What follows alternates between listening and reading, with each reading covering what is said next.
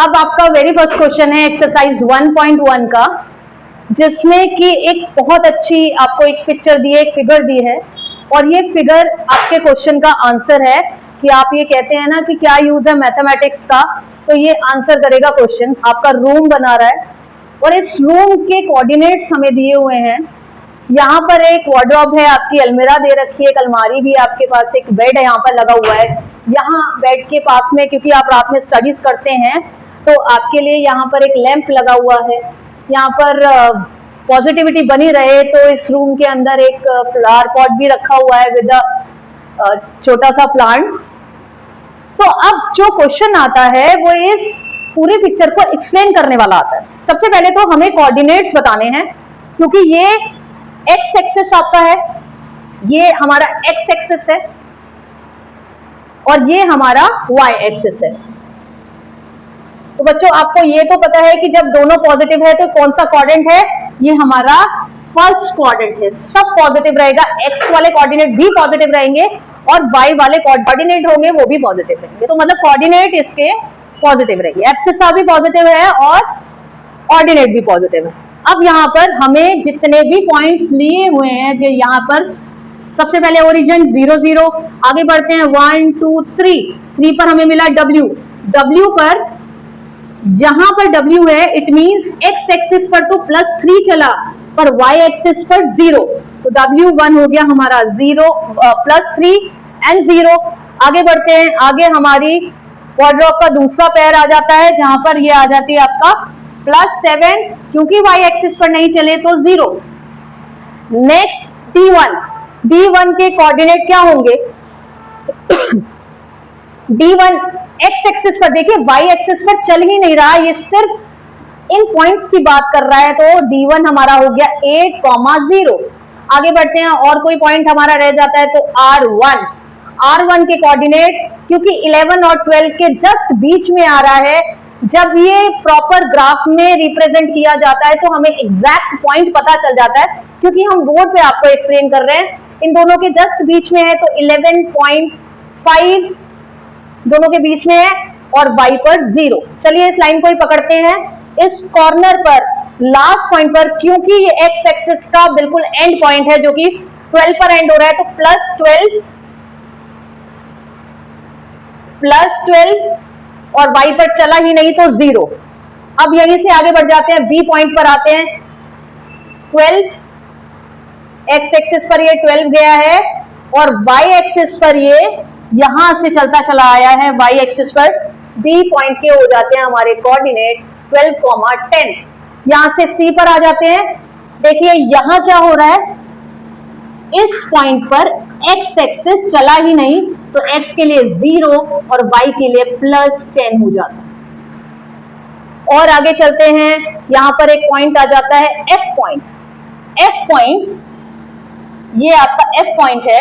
इस पॉइंट पर क्योंकि x एक्सिस पर हम चले ही नहीं, 0, +9, इसी लाइन पर आगे आते हैं, यहां मिला मुझे b point, b2 point, b2 point क्या हो जाएगा हमारा, क्योंकि x एक्सिस पर हम नहीं चले, 0 +4 और यहां पर फिर b1 भी। देखिए कितने हिडन पॉइंट्स हैं, हमें सारे पॉइंट्स फाइंड आउट नहीं करने हैं, जो क्वेश्चन पूछा गया है बस वही आंसर करना है, पर हमें पॉइंट्स निकालना आना चाहिए, हमें कोऑर्डिनेट पता करने आने चाहिए। 9th क्लास में है, हमें कोऑर्डिनेट का इतना पता होना चाहिए कि एक्स एक्सिस पर हम कैसे फाइंड आउट करते हैं और वाई एक्सिस के पॉइंट्स को हम कैसे लिखते हैं और कैसे फाइंड आउट करते हैं। तो यहाँ पर मैं आपको B1 का पॉइंट बता देती हूँ, क्योंकि एक्स एक्सिस पर ये चला ही नहीं, वाई पर ही चल रहा है, तो 1 से थोड़ा ज्यादा है, 1.5, 0, 1.5।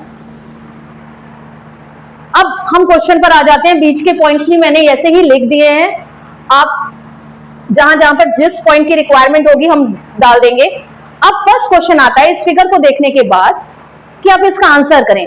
If B1 R1 represent the door of Ryan's room, अब कोई रियान बच्चा है, उस बच्चे के रूम का जो डोर है, उसके पेरेंट ने कहा कि इसका जो डोर बनना चाहिए वो D1 से बनना चाहिए और कहां तक बनना चाहिए, R1 तक बनना चाहिए। ठीक है, तो हमें पता है D1 के कोऑर्डिनेट और R1 के कोऑर्डिनेट क्या होते हैं, हम लिखेंगे यहां पर कोऑर्डिनेट ऑफ D1 के कोऑर्डिनेट आपके 8,0 और R1 के कोऑर्डिनेट मेरे हो जाते हैं 11.5,0। अब ये क्या पूछना चाहता है, how far is the door from the left wall that is y axis.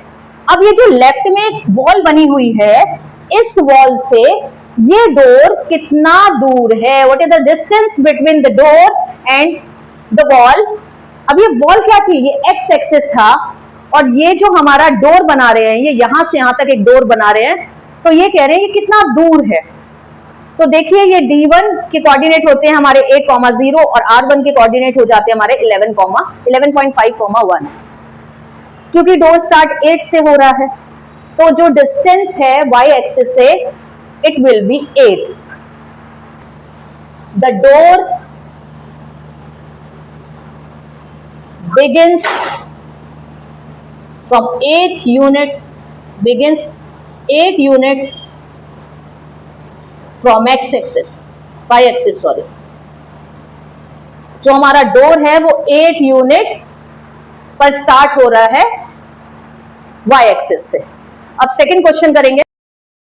अब नेक्स्ट क्वेश्चन है what are the coordinate of D1। D1 के कोऑर्डिनेट क्या होंगे, तो हमें पता है D1 के कोऑर्डिनेट हमारे क्या होंगे 8,0, as simple as that, easy सा। थर्ड क्वेश्चन आ जाता है हमारा, if R1 is the point 11.5 और 0, then how wide is the door. अब ये डोर की विड्थ कितनी है, कितनी चौड़ाई है, कितना चौड़ा हमारा डोर है, तो हम क्या करेंगे, हमें यहां से यहां तक अगर पता चल जाए ये कितना डिस्टेंस है, तो हम इसकी विड्थ फाइंड आउट कर सकते हैं।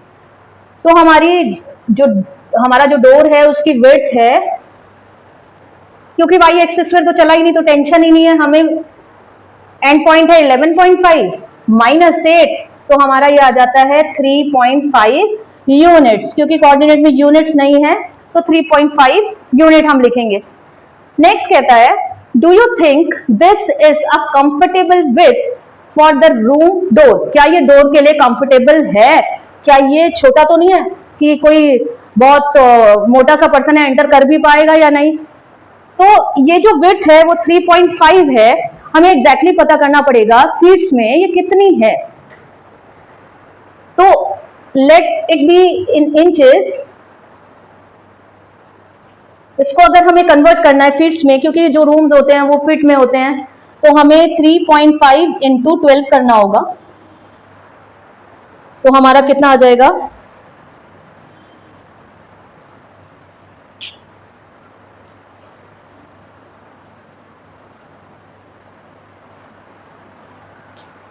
इट इज 42.0 फीट्स, यानी कि ये जो डोर है आपका 42 फीट्स का है, काफी बड़ा है। नॉर्मली ये 32 से 36 फीट्स का होता है, तो ये हमारा डोर इतना बड़ा है कि ये कंफर्टेबल है, काफी बड़ा है इसकी विड्थ, तो हमें कोई प्रॉब्लम नहीं है। आगे क्वेश्चन क्या कहना चाहता है, if a person on a wheel chair wants to enter the room, will he or she be able to do so easily। तो ये तो देखो सीबीएसई को भी आपका पता चल गया, एनसीईआरटी को भी समझ आ गया कि आजकल बच्चे अपने पेरेंट्स की नहीं सुनते, सब स्कूटी चलाते हैं, बाइक चलाते हैं और फर्स्ट से निकल जाते हैं रोड पे, बिल्कुल 9th क्लास में आगे बहुत बड़े हो जाते हैं। तो बड़े हो जाते हैं तो इसका मतलब क्या है कि अब हम स्कूटी मोटरसाइकिल के लिए एलिजिबल हो गए कि हम चलेंगे, सुनते हैं हम है नहीं, फिर हम गिरते हैं, हमारे चोट लगती है, तो चोट लगने से क्या हम व्हील चेयर पे आ जाते हैं। तो अब देखो उनको भी पता है, तो इन्होंने लिंक कर दिया कि पर्सनल लाइफ से रियल एक्सपीरियंस आपको एक दे दिया। तो ये कह रहा है कि अगर ऐसा कुछ आपकी लाइफ में हो जाता है, अगर हुआ कभी, तो कहते हैं कि a person on wheel chair अंदर एंटर करना चाहते हैं, तो क्या आपके घर का जो डोर है, जो रियान के घर का डोर है, वो इतना है कि आप इजीली एंटर कर पाएंगे। तो क्योंकि जो व्हील चेयर होती है उसका साइज 24 से 32 फीट्स तक ही होता है, तो जो रियान का रूम है वो 42 फीट, रियान के गेट है वो 42 फीट्स तक है, तो उसके लिए कंफर्टेबल है, वो व्हील चेयर भी अंदर चली जाएगी।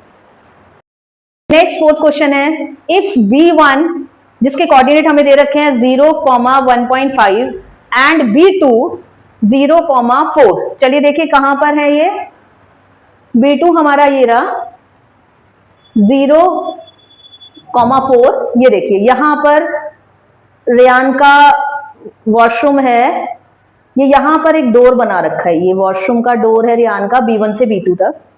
कहता है represent the end of the bathroom doors, is the bathroom door narrower और wider than the room door.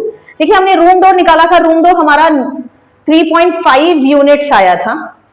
तो अभी ये कह रहा है कि आप ये बताइए कि जो बाथरूम का डोर है वो उसका साइज क्या है।